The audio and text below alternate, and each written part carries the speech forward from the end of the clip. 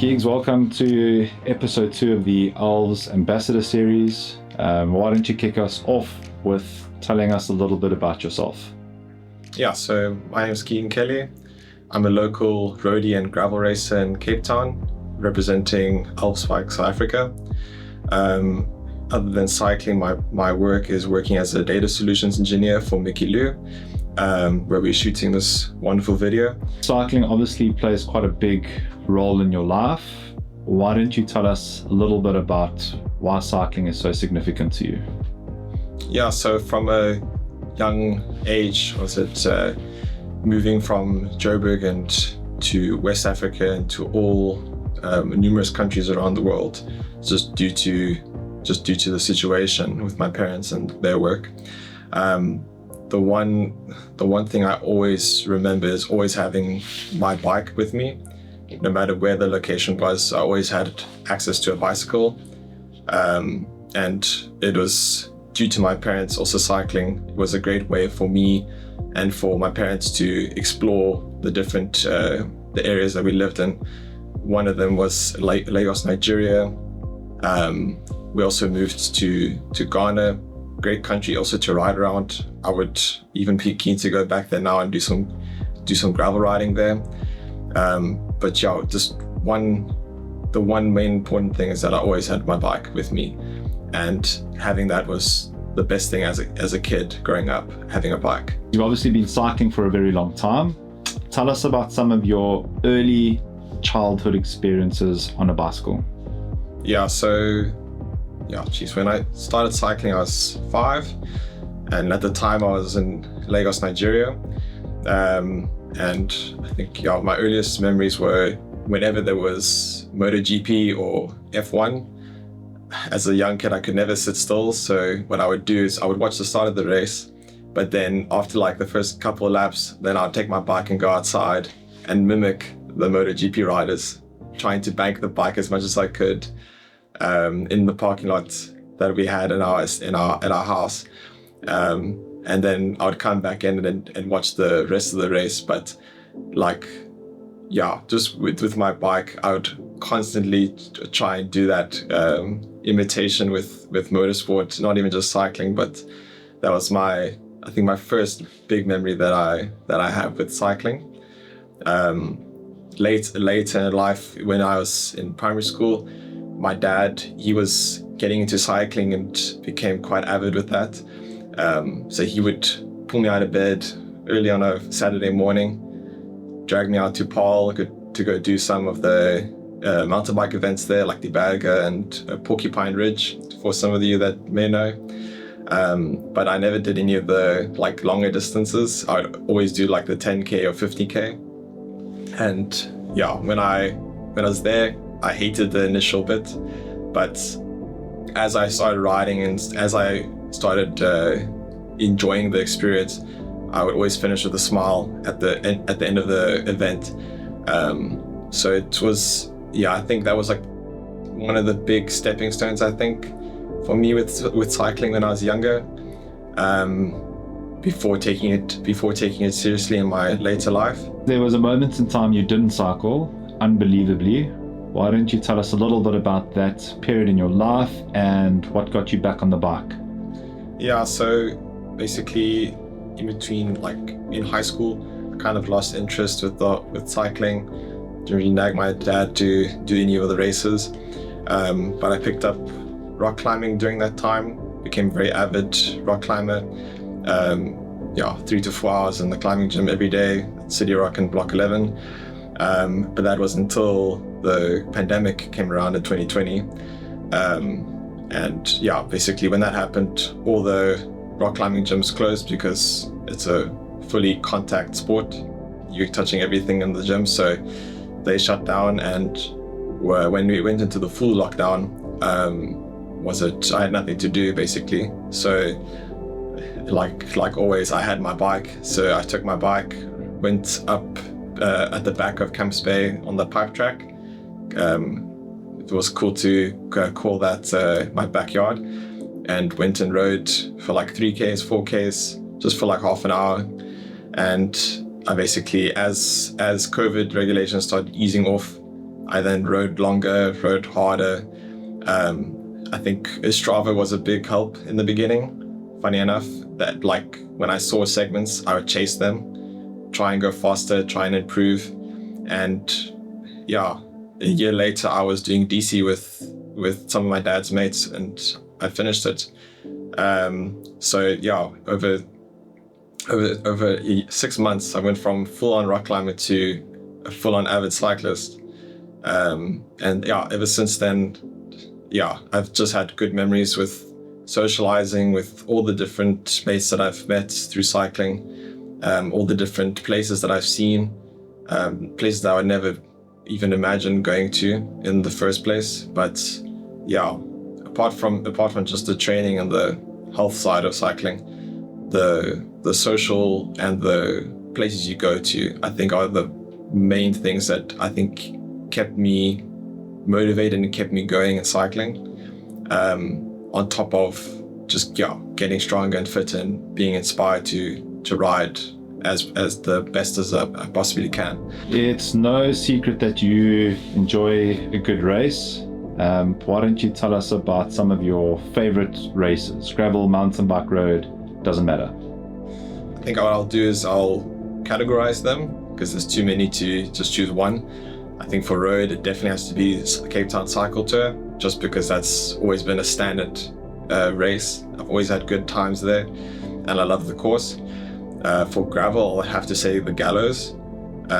It's a unique race with the course that it has, with the mountaintop finish, especially with what type of mountaintop finish it has with the Galgenberg. And yeah, just with the vibes that always surround that event, it's my go-to for anyone that wants to start gravel racing. Then for mountain bike, I would definitely have to say the Trail Seeker Jonkershoek race. I think the combination of the trails and the location and the guys that you see racing that event, especially because it's before the Cape Epic, it's the best time to go and basically race against the pros if you want to, or get some autographs or whatever you want to do. But I think that is, out of all the mountain bike events that I've done, that's, I think, my favorite. What race result that you've achieved is the one you're most proud of? I think there's none that's like as much as I would love to say that I've podiumed at a race or have won anything. I think the ones that I felt most proud of with my result, I think was definitely the first time I did the Cedar. That getting top 20 result at the Cedar, I was quite happy with the full distance. Didn't expect I would do so well over that distance, and I was pretty proud of myself for doing a good time and getting a good result there. I think other than that, I think for me, some of the key road events for me were my first cycle tour, also doing a really good time when I first did the cycle tour. And what time did you do? My first cycle tour, I was pretty proud because I did 2:45 on my first cycle tour. And damn. Yeah, I mean, that was fast. That was before that was only 6 months of me getting coached, and I was able to do 2:45. So I was also pretty stoked with that. My dad's excitement also made me really appreciate the result because he hasn't gotten a sub 3 yet. But yeah, so I think Cedar for gravel, and I think for me, for the road, it's definitely my cycle tour results. How important is winning or podiuming in races to you? I think I would love, obviously, to podium in a race and to win a race, but also when I come to an event, it's more to test myself and to better myself than the previous year. So I try and focus on that more than the actual result itself. Can I do it quicker this year? Can I do better power this year? If it's like with mountain bike races, especially with XCO, can I do the course better this year and be more technical with my riding? So like I try and focus on those goals rather than just focusing on what number shows up on the result. Because every year it's going to change. I mean, we've seen with the gravel racing, like every time we enter for races now, it's just stronger guys entering these races, the times get quicker. So it's hard to measure yourself when everyone's improving. So rather focus on yourself and just work day by day, and that's where you'll see progress. And as an ambassador for Elves, would you say that they share that outlook when it comes to getting results?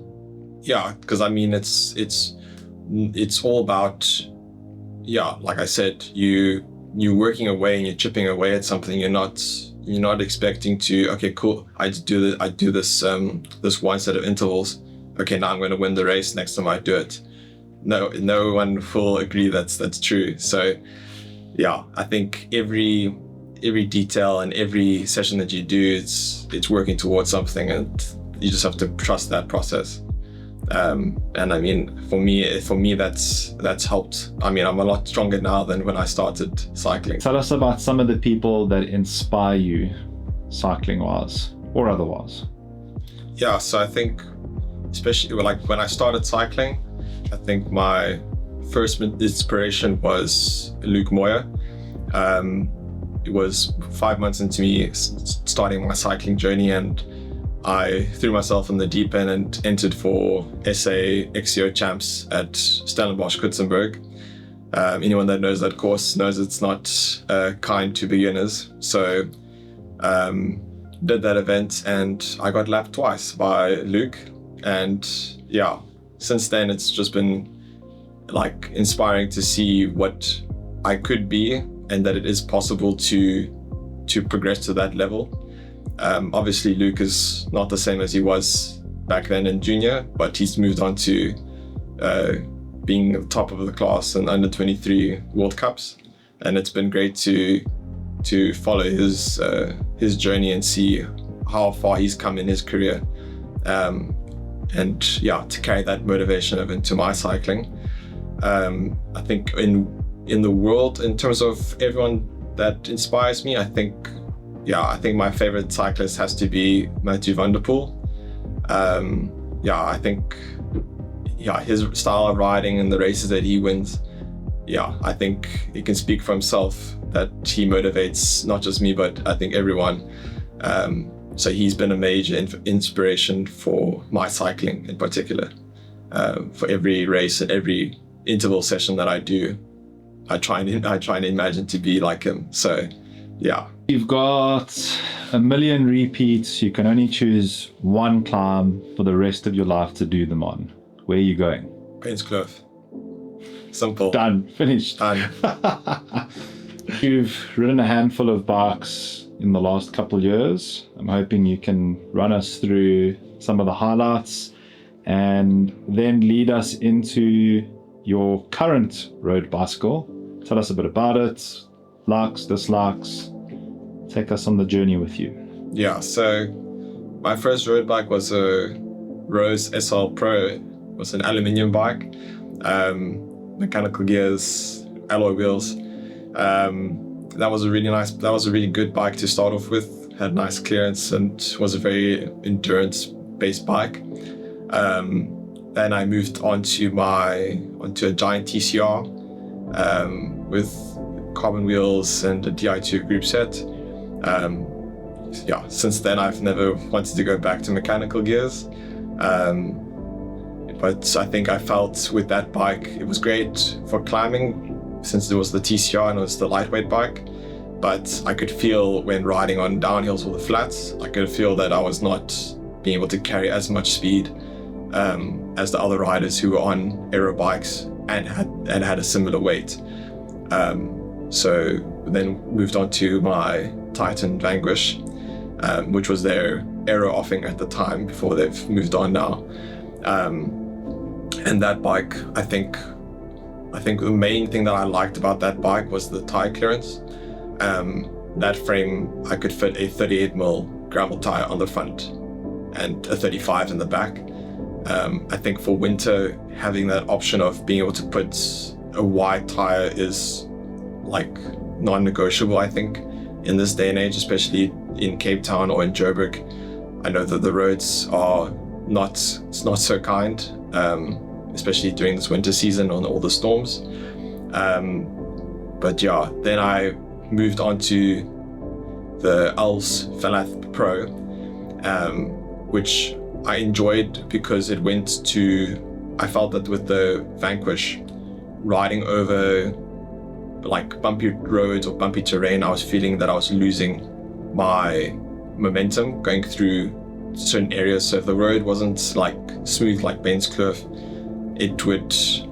you could feel it being sapped away your speed, and it wasn't as comfortable as my Elves Falath Pro with the carbon seat post and the design that it has. It just offered more compliance over that bumpy terrain, which was great, because then obviously the more comfort you have, the more power you can put out, because it's a better position. Going to a one-piece aero cockpit, that was also really nice, moving away from the separate stem and handlebar. But in general, just having that aero all-round type offering with my bike in particular. It's not the fully dedicated aero offering like the Evo. I wanted more of a bike that was more lightweight and aero, and gave me that all-round feel, especially for Cape Town and the terrain that we have, being flat and sometimes you need to go uphill. So yeah, that's why I chose the Falath Pro over the Falath Evo as my choice of the Elves bike. Keeg's single most important piece of kit in your cupboard, clothing-wise?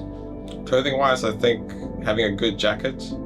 I've got my Panamal stowaway jacket, especially now during winter, and especially if you're doing a longer ride, you kind of want a jacket that allows you to regulate your temperature, and having the dual zip allows you to still access your pockets. It's not a heavy jacket, and it's not too breathable. It's a nice balance in between. It's easy to pack up and put in your pockets. Yeah, that's my go-to piece of kit. And then I think also just having like a really good pair of bibs. My favorite bibs are the Apex Chivita bibs that they have. That's for racing, for training, for the long days. I have no issues with that, with those bib shorts. So yeah, those are my favorite pieces of kit. LPC, Mother Amateur Racing, Pure Savage. You can only back one horse. Who's it going to be? I have to go with Savage. Being I think the youngest Savage, I have to give credit to the people that pushed me to go harder and train harder on those Tuesday and Thursday morning rides. I had to earn my stroller coffee or hot chocolate. I don't drink coffee, for those who are watching. So yeah, I think Pure Savage, I think, is the go-to for my cycling group. Mother LPC Pure Savage. It's a DC showdown year after year, bicycling at a 6-page spread, if I'm not mistaken on it. You've been in heat of that battle more than once. Who do you think's gonna wear the crown at the end of this year? I think, firstly, it depends on who LPC pays to join their team. I think the Jasper will be asking for more money this year, but we'll see. Joking. I think for this year, I think Mother, if they don't blow up like previous years before they get to the first water point, then yeah, hopefully then they will take this year.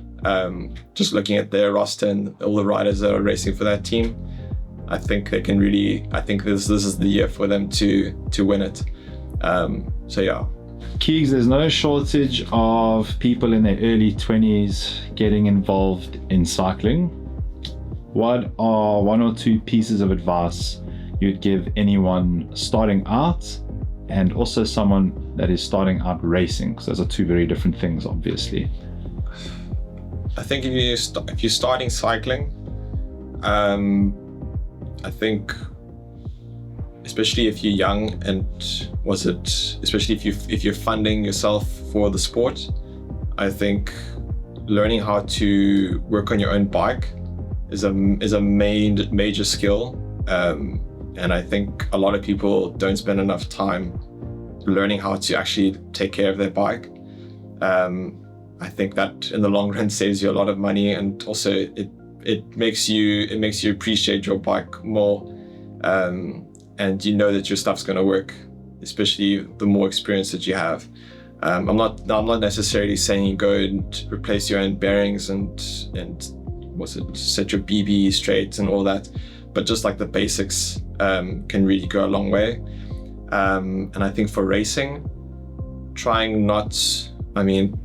I think I made the mistake a lot of times when I was starting racing, sprinting off the front and wasting energy that's not what you're supposed to do. Rather watch and sit in, try and find like the people that you know are strong or that are gonna win the event or get like top placing for it. Try and focus on where they are and try and stay near them, because 9 times out of 10 you're gonna get, if you're strong enough to get pulled along, then you'll be fine. So yeah, I think that's my advice for someone my age. Keegs, I nearly forgot. For those that don't know, your nickname is Young Peppermint. Where does the nickname come from? Yeah, so the nickname originated from Gallows. Basically, I bought with a killer fridge tart, a peppermint crisp tart. Brought it with to the race, and yeah, after the Gallows race, everyone who was staying at the accommodation in the top of the Galgenberg, everyone chatted and had a good time with tart, and Jared gave me the name Young Peppermint or Young Pep, and yeah, ever since then it's stuck. It's cedar. I also brought the tart again, so it's kind of become a tradition for me to now make a tart and bring it with to the gravel races and for DC, for the team. So yeah, that's the reason why I'm called Young Peppermint. Never had one at the office, just saying. Definitely work Soon. on that. Keegs, wrapping up, what does the rest of the race calendar look like for you?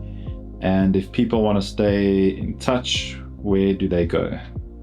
Yeah, so for me, the next gravel race will be the Canola Roller and the Cedar, but I'll be doing the 140. Not too keen on that early start time for the 240. And then yeah, after that it's getting ready for the road races and for DC in the end of the year.